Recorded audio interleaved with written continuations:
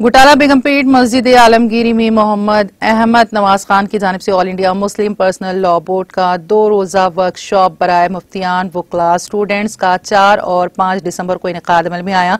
चुनाचे वर्कशॉप के अख्तामी दिन मेहमान खुसूसी general secretary all India Muslim personal law board Maulana Khalid Saifullah के अलावा मौलाना शाह जमाल, मौलाना जाफर पाशा हुस्सामी, हाफिज पीर शब्बीर अहमद और मोहम्मद अनवर सादत के अलावा दीगर उलमा ने शिरकत की। इस मौके पर सैयद रियाजुद्दीन ने मेहमानों की शॉल पोशी और गुल पोशी की।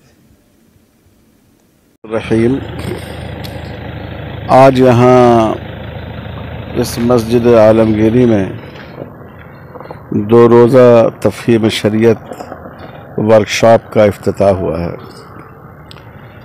इस वर्कशॉप का मकसद ये है कि मुस्लिम पर्सनल लॉ से मुताल्लिक़ जिन मसाइल के बारे में गलत फहमियाँ पैदा की जाती हैं, बाज़ दफ़ा मीडिया भी उसके प्रोपेगेंडे में शामिल हो जाता है, उनके बारे में लोगों का जहन साफ़ किया जाए और क़ानून शरीयत की हिकमतों और मसलहतों को वाज़ह किया जाए।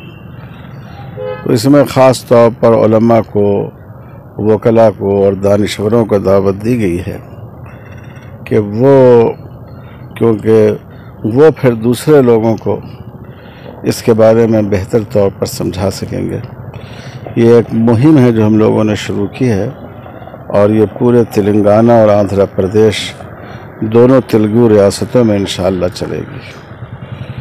सब लोग दुआ करें कि इसमें कामयाबी हो और सही और सच्ची बात लोगों तक पहुँचे।